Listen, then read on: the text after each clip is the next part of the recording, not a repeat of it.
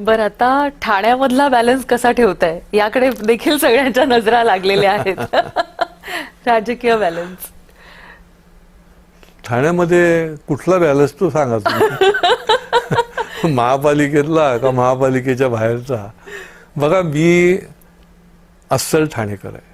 माझं जन्मभूमी कर्मभूमी ही ठाणाच आहे. आणि त्याच्यामुळे मी नेहमी सांगतो की ठाण्याचं जे जे म्हणून चांगलं होईल ते करण्यासाठी मी प्रयत्नशील असलं पाहिजे, मग आमदार असताना आणि त्याच्या आधी देखील.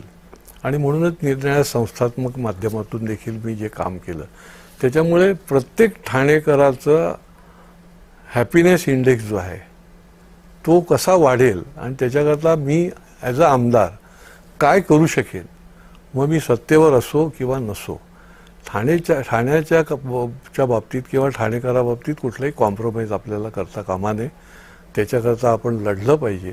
आणि त्याप्रमाणे मी आता ही तिसऱ्या टर्ममध्ये मी आमदार म्हणून काम करतोय.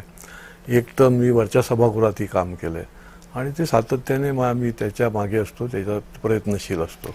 पण ठाणेकरांचा एक सूर आहे की तुम्हाला यायला थोडा उशीर झाला किंवा ब्रेक मिळायला उशीर झाला.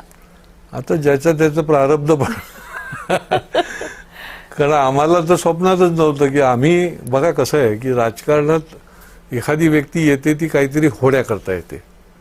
कोणाला काही नगरसेवक व्हायचं असतं, कोणाला काही अमुक व्हायचं असतं किंवा काही त्याला फायदा हवा असतो.